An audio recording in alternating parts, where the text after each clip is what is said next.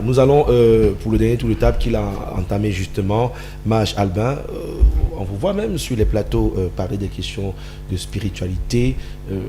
On ne devrait pas craindre quand un leader spirituel, je ne vais pas parler, il y a plusieurs appellations qu'on donne souvent à ces personnes, mais là, que ce soit des acteurs clés qu'on connaît très bien dans le prélat, ou d'autres acteurs qui vont certainement, et qui dans leur paroisse prêchent aussi pour la présidentielle 2025, est-ce qu'il faut commencer à craindre pour l'Église par rapport à ces élections, ou alors se dire que c'est une voix qui peut porter et qui peut justement influencer dans le sens des événements à peser en 2025? Le problème, c'est que le clergé des religions abrahamiques joue plus dans la manipulation que dans ce qu'ils appellent amener les âmes à Dieu, ce qu'ils disent régulièrement. Il n'y a aucune spiritualité dans les religions. Je n'ai pas voulu entrer depuis le début dans cette affaire. Il faut qu'on cesse. Nous avons triché une certaine civilisation dite occidentale. Elle ne cadre pas avec nos réalités endogènes. Elle ne cadre pas. Il n'y a aucune spiritualité. On passe le temps à bouffer les cerveaux des gens, à leur bourrer avec des choses tous les jours au nom d'un livre qu'on a intronisé la parole de Dieu révélée aux hommes. Très gros nom comme ça. Alors que l'homme, c'est l'être. Vous savez, en cas de difficulté, en cas de maladie, la connaissance est plus puissante que la croyance. On doit amener les Camerounais à avoir de la connaissance qu'à chanter tous les jours l'hymne d'un Dieu qu'ils ne connaissent pas. L'homme est le Dieu manifesté, l'homme est le je suis. Si aujourd'hui les jeunes Camerounais, la jeunesse camerounaise a cette connaissance, nous aurons un pays qui va évoluer à une vitesse exponentielle. Au lieu d'avoir des gens qu'on bourre d'idiotie tous les jours, en attendant un paradis, on ne sait pas quand est-ce qu'il viendra.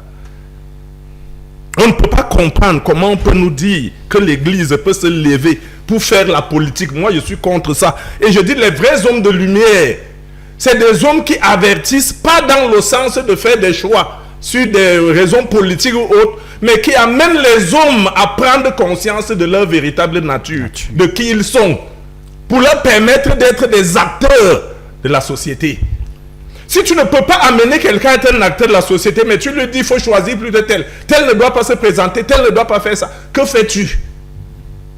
Tu aliènes les âmes. Et pire, la qualité de l'homme par rapport à la société catholique.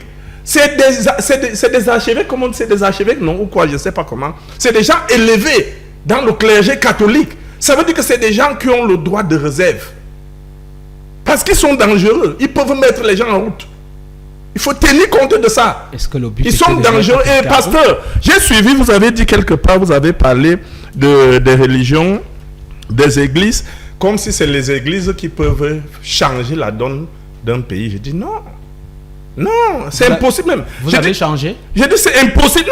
Non, vous savez, l'État camerounais, depuis que vous êtes mage, je vous ai écouté. Vous êtes mage au Cameroun, qu'est-ce que vous avez changé? Docteur, moi je vous ai écouté, je n'ai pas parlé. Vous avez pris toute la parole, j'ai pris le temps de vous écouter. Souffrez aussi que l'autre parle. Ok, je vous écoute. Je dis, l'État camerounais est en train de revaloriser notre culture. Attendez 10 ans, vous allez voir. Vous allez comprendre. Nous serons là. L'État camerounais, mais l'erreur que j'ai vue, c'est vrai, on va y arriver, je reviens.